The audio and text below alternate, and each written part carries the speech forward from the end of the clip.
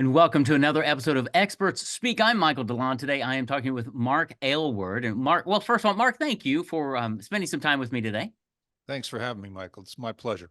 Well, it's going to be a really really good conversation. Mark is a well, he's got a big background in HR and helping people, get jobs and find jobs and do all kinds of things. But for the last few years, he's been helping people really, what I'd say is break free from their own prison, find purpose in life, stop working for a paycheck, and really find their fulfillment and their purpose in life. And buddy, when you do that, it is freedom. It's like breaking the sound barrier. So I want to dive in and Mark and talk about this because I know a lot of entrepreneurs struggle with this because we're not working a job sometimes, or we're not building a business. We're actually working a job, and sometimes even entrepreneurs can get stuck. But let's talk about all of this. Tell me, how in the world, Mark, did you actually get doing what you're doing today? Yeah, it's kind of a two-pronged story, Michael. I think the overriding 35-year career in and we joke about HR. We're not HR people. We're staffing people. It's a different perspective on things. More of a joke than anything because there's a lot of crossover there. Uh-huh. So I built and sold a couple of IT staffing companies. That takes care of the first, 30, 35 years of my career, and then bumped into some personal stuff, contentious divorce. I've got three young adult kids. That kind of pushed me to sell my last company. And then I spent, you know, maybe 10 years raising my kids by myself, Mhm. by choice. I won custody of them as my own attorney, and I'm not an attorney. And so I needed flexibility because I was taking three athletes and good students and extracurricular activity kids to different places all over the place. So I decided to take my experience and say, well, why don't I just take this kind of online and say, everyone that I ever helped find work was kind of going through some of the same stuff, the same struggles, the same, I don't really know what I want to do or why I'm doing this, or I don't like my boss, or I'm bored, or, there's a litany of reasons people want to change. And in my experience, most people are always open to new possibilities. So Yeah. I tried to put that in a bottle, and I was successful. And I started reaching out and marketing my services as more of a coach. And the biggest challenge I was having is wrestling. I can help everybody, but you can't market to everybody. Right. Right. So my biggest challenge, lately has been what's my niche, and I'm kind of hovering in that middle-aged men space because that's what I am. But I love helping young people too. So maybe I can trickle back into that market as I diversify moving forward. And Yeah. I've also bumped up against a lot of need for leadership training, and I've been training leaders my whole life too. So I'm still kind of moving in that space, trying to figure out where that niche is without kind of beating myself up too much. I've helped quite a few people, and it's been a lot of fun. So the personal stuff put me into the coaching, but I was ready to move into that space anyway. So now I'm doing leadership coaching and career transition, I suppose would be a good phrase for the other Good. half of it. I see it all as interconnected. Yeah. That's in leadership training and career coaching, because when how do I say this? So many times I think business owners, and whether you're a business owner or whether you're working in a business, you're growing yourself, you're leading yourself first. You have to do that first. Hmm. One of the first books I read on leadership, well, I mean, this was decades ago, John Maxwell, Developing the Leader Within You. Uh-huh. Then his next book was Developing the Leaders Around You. Hmm. And those two books really helped me understand that before I can ever lead anybody else, I've got to lead myself. I've got to know my direction, my purpose, my meaning in life. And I've gone through different transitions in my life where I have found myself in prison, as I say, the Hmm. job I hate and ministry I loved. And to find my way out, I had to kind of stop banging on the doors and pull back and really discern who I am and what are my desires and passions and dreams for me. Hmm. Is that kind of what you find when you're working with people? They're in a cloud and they're looking Yeah. for clarity? Clarity is a big thing. Yeah. Uncertainty to clarity is a big transition. And that's, it's life changing when you go from cloudy to clear. I mean, in hindsight, you look back on it, it's like, that sounds pretty simple. It's no, most people that come to me, and I get a lot of referrals now because I'm old. Yeah. But they come to me wanting to. I want to find another job doing this, and I say, well, hang on a second. Do you like what you're doing? Why are you doing what you're doing? You know, Yeah. and they don't give themselves permission to think outside of a very small box. And in my experience, those boxes are formed young. Guidance counselors, parents, teachers, coaches, all well intentioned, most well intentioned, but without any clear insight into who you are and what you really want to do because you don't even know yet when you're young. That's right. So that doesn't ever go away. As you suggested, Michael, it's not a what I look for when I help people or for myself is it's not a linear progression up. It's up and down and up and down and up and down. You just want if you pulled that graph out, you'd want it to be a straight line up, but you can't lose sight of the fact that you're going to have downs and ups and downs and ups. It's not a smooth line. Right. Well, and it shouldn't be really. I tell people a lot of times that as I disciple them and things is, we all want mountaintop experiences. We want to Mhm. be way up there, and I'm like, those are great, but how many trees grow on a mountaintop? Yeah. Not many. You look down in the valley, that's where it's lush and green. And I Mhm. said, do you know why it's so green down there, Mark? And you're like, no. I said, well, that's where all the crap is. That's where all the but we Yeah. have to go down, and that's where we really grow, is going through those hard times to figure out who we really are, so that as we come out of that, we Hmm. find clarity, and that mountaintop experience is a whole lot better. Yeah. Yeah. You talked about people getting stuck, and I was stuck a couple of times in life. And I remember one time I was stuck, and I was praying, and God, I said, God, I want to do something else. And he basically said, well, Michael, what do you want to do? If you had a whiteboard in front of you, Hmm. draw your future life, what would it look like? I was probably 35 or 40 at the time, going, I can do that. Can Yeah. in a sense, I can forget everything I've been told and dream. And he's like, yeah. Hmm. I think people don't get to that point. Do you find that they're listening to so many outside voices? They're in a box. It's like, no, blow the lids off the box. And what drives you? How do you get up every morning, not dreading going to work or doing something? Is that where people are, you think? Yeah, I mean it's a wonderful way to say it, and it can be said in a number of different ways. But it's that what you just suggested. It's like I can give myself permission anytime I want, but most people don't know that.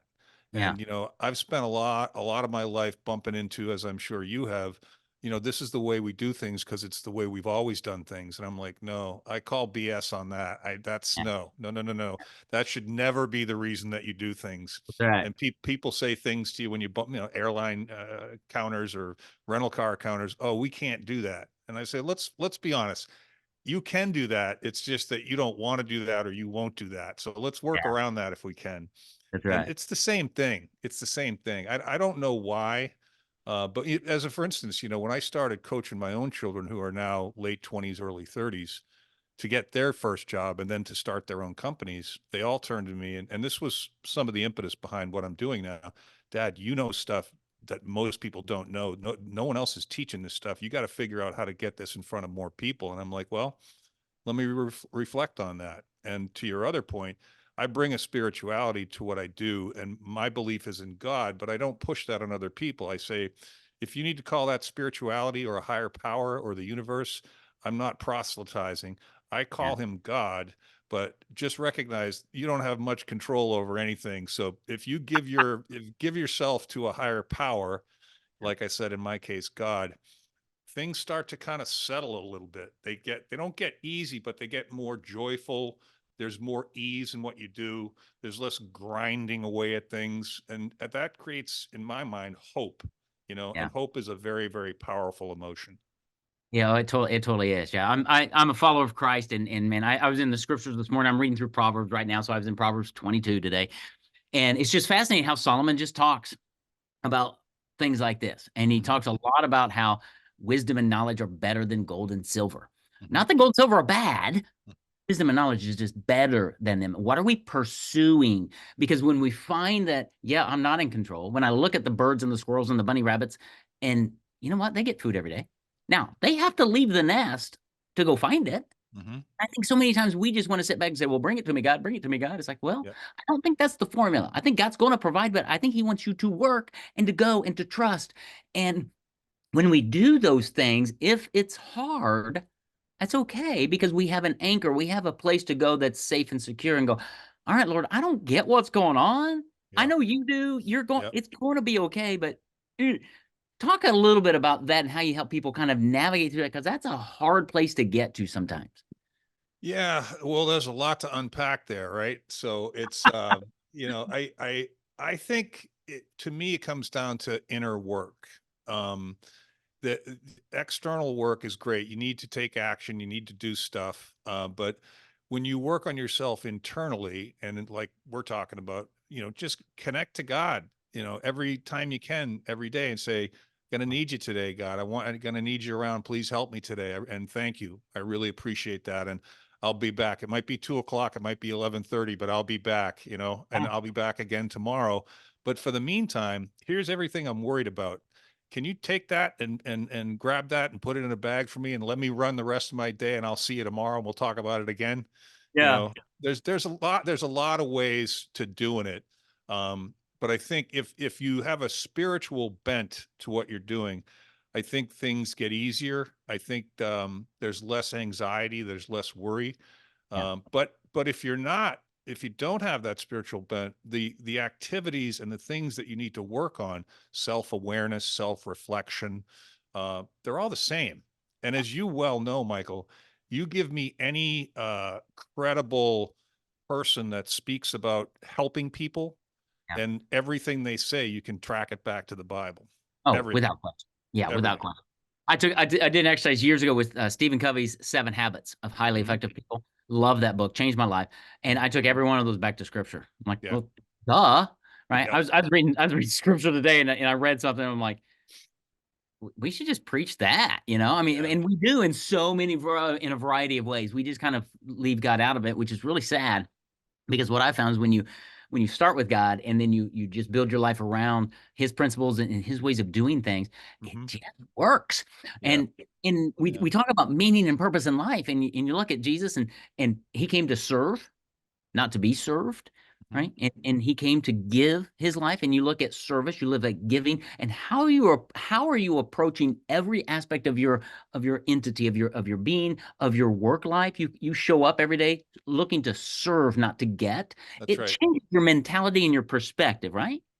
It does. I think service to others is probably the easiest way to fulfillment, happiness, contentment, all of the above. I think it's and without the problem, I think one of the problems with spirituality and online marketing is, I don't know what the percentages are, that there's significant enough people within those spaces that are not authentic. They're manipulative, and it's difficult to navigate, particularly in this world of communication with social media and noise, division. It's very difficult. My kids and people ask me, Dad, how do I know who's telling me the truth? Right. And I just say, there's the simplest way, and you got to go deeper than this, but the simplest way is listen to what people say and then watch what they do.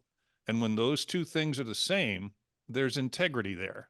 And when those two things are different, have a healthy sense of skepticism, you Right. know?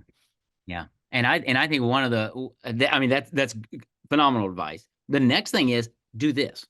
Have a Hmm. Zoom with somebody. Because Yeah. if you spend 15 minutes with somebody, you're going to sniff them out pretty quickly Yep. and have a really good indication. And I mean, I love Zoom in the world we live in. I talked to somebody the other day, a dear friend of mine lives in Australia, and I met him at a networking event online, and this was like 5 years ago. We meet once a month. Hmm. And I can never do that without Zoom and the internet, right? Yeah. But it's finding, and I've come across some people that I meet for 15 minutes on Zoom. I'm like, yeah, we are not aligned. Yeah. I'm not saying you're a Yeah. bad person. We're just Yep. not in alignment. So Hmm. let's just part company now. And Yeah. that's totally cool. I love that. Yeah. Yeah. Yeah. Yeah. The challenge with that, and I totally agree with you, is it's difficult to scale that because, 15 minutes with, how many people a day Oh, over what period of time. So that's when you try and step back from that and say, is how can I automate this without losing the quality of the experience? And Right. that's a Absolutely. challenge. It's a It, challenge I wrestle with. It can be, yeah. And if you hang around me very much, and my audience knows this, I do a lot of Loom videos, and we've got Hmm. a whole funnel for before podcasts, before sales calls, and where you're getting me for 5 minutes, 7 minutes talking about different things, but I'm showing up, Hmm. and I'm very consistent in how I show up because I learned a long time ago I don't need to be a poser. I Yeah. don't need to try to be somebody you think I should be. No, this is who I am, Mark. And if Yeah. you like me, great, let's talk. If you don't, go away because we're Yeah. not going to do it. Yeah. And so Yeah. I find that by doing a lot of looms and in video, inserting video in my social media, in my funnels and things, it bonds people to me or Yep. repels them. But a lot of times it just bonds so that by the time I get on a sales call, it's not a sales call at all. It's a conversation. And they know Yeah. me, they know my background, they know what I do. And it's like, okay, how can I help you? Yeah. That I have preached that for a long, and it's really funny coming from a guy who publishes books and helps Hmm. people become authors to go, yeah, that's amazing, but are you doing video? Yeah. Because video is really how we really deeply get to know people and take that Yeah. content from your book. So I'll shut up, but does that resonate? It does. Yeah. I have a current client, a corporate client that I'm doing some leadership training with, and he found me. He's a CIO. I won't name names or Yeah. be specific because I haven't asked him for permission Right. to do so. But he pinged me on LinkedIn, I don't know, 6 months ago, 8 months ago now, and said, do you offer leadership training? And I thought to myself, well, I've been training leaders for 30 years, but I never called it that. And I said, yes. I said, let's set up a Zoom call. And we did. And to your point, he was in a conference room and he got on the phone. Great guy. He's like, Mark, I've been watching your videos and reading your stuff for like months, and I feel like I already know you. And I said, well, that's cool. I guess this cake is half baked. What do you Yeah. want? Yeah. Right. And it's so much easier to have a fun conversation because then we're almost at a friendship level. It's like Yeah. if I came to your city and we went out for coffee, normally the first 10 minutes is that dance of trying to find common ground and where Hmm. I find when you precondition people with videos and show up, that's all done. You have the Yeah, phone call yeah. and You'll as you probably noticed. I mean, I probably, we have similarities in what we do and we have differences in what we do. My style's a little more, I'm from Boston, so sarcastic, wise ass. I drop F-bombs now and then, but I would never do that unless I asked you permission to do that. And right. it's easy for me to speak to you and understand, well, that just wouldn't be appropriate for this audience. So use your brain. But I love humor. I love sarcasm. I love self-deprecation. I love, that's how I write. And the more authentic I am with that, the more people like that I attract. And this guy that I was talking about, he's from Boston too. So Right. No, because birds of a feather flock together. We want they to be do. with our own tribe. We want to be people who are like us. And Hmm. it just makes life in business so much easier. Let's talk real quick. How do you work with people? So somebody in my audience is kind of stuck Hmm. somewhere, they're in a transition in Hmm. career. Maybe they love what they do, but something's just not firing on all cylinders. Hmm. Hmm. What's the process of working with you? Is there an introductory call? Is it a 3 month engagement? I mean, big picture, kind of how does this thing work? Yeah, the current model for that career transition coaching is very simple. It's a 30-minute free call, and you can access that call from my website, from my LinkedIn profile, pretty much anywhere I am. I'm pretty easy to find, and that's on purpose. And then I ask a couple of questions in that pre-Zoom area or that pre-call area. I think I use Calendly. And what's going on? What's the biggest challenge? What do you want to talk at? Anything you want to add for our conversation? So I have some idea, and then I look them up on LinkedIn. And not really interested in people's resumes because resumes is not what I do. Although I can help you with your resume, if you're only depending on your resume, you're doing it wrong because this is a relationship game. But and then I charge an hourly wage, and I tell people, uh, if I can help you, I'll tell you in that 30-minute call, and I'll give you a little insight as to how I think I can help you. And then I give a discount on a 3-hour bundle because I don't need much time with people. I do an hour of intense work with somebody, send them off for 2 weeks because most people are employed or busy doing something else. So they can't like knock out the work I need them to knock out in, a couple of days. And then they send me their notes. I have them go through a few workbooks, find your true purpose, polish up your LinkedIn profile, go do that work. And then we'll come back and we'll have that discussion about how to tell your story. And we'll talk more deeply about who you are and what you want to do. And that's an intensive kind of second hour. And the third hour is more, it becomes tactical. And I don't need a fourth hour 99% of the time. And Hmm. then a certain percentage of those people will want to check back with me, for career polish, updates. Because as you know, as I tell people all the time, don't be in a position where you only respond to me when you need to react immediately, right? Let's caress this thing. Let's call this a lifetime engagement. And it's like, if you check in with me 6 months for an hour, it's going to cost you a piece of change that will pale in comparison to what you'll get back from it. But you don't have to come back. You can No. do this on your own. I can just expedite things, clarify things. You're not going to bump into a lot of situations I haven't seen before. So it's just easier if you stay on my shoulder, but it costs you a little bit of money. And that's kind of a standard business model, right? Right. No, I love that. I love that. So a short 30-minute call to begin with, and then a short engagement after that. I really like that because what I find, Mark, is when you find somebody like you who understands the questions to ask, to really start eliciting what's going on inside of me, giving me some work to do. I love that aspect Mm-hmm. because usually what I find is when I work or when I talk out loud a lot. I talk to myself out loud and I answer myself. I get my best answers that way. Mm-hmm. Um, but when I process verbally or do work that somebody's giving me, that's when the ahas start to come, and then you come back and say, okay, here's what I got.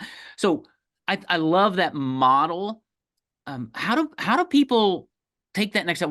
Where did they go? LinkedIn website. What's the best place for somebody to actually just connect with you to start down that roadway? My company name is the number seven, and then Pillars, Pillars global.com. And on the front page, I believe it's still above the fold. Book an appointment or get on my calendar. I can't remember the verbiage. I probably should have looked at that before we got on the call. And then my LinkedIn profile is the LinkedIn URL / Aylward Mark, Okay. AYLWARDMARK.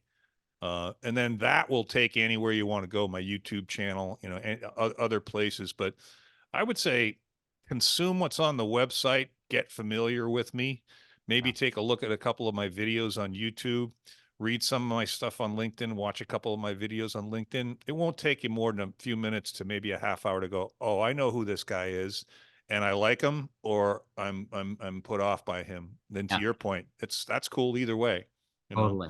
Totally. Yeah. So subscribe or unsubscribe. Either way is Yeah. fine with me. All right. Well, I'm going to capture both of those, Mark, and get them in the show notes Okay, so cool. that people listening can grab those when they listen to this episode. Thank you for just showing up authentically. Thank you for doing what you're doing to help people find more clarity, get out of those clouds, find the clarity and some purpose in life and some meaning, because every day should be a meaningful day as we go out and serve others. So, Mark, thanks for what you do. Thanks for being my guest today on Expert Speak. Yeah, Michael, thank you for having me, and I really liked the way you conducted that conversation. It was really well done. Thank you. Oh, you are welcome.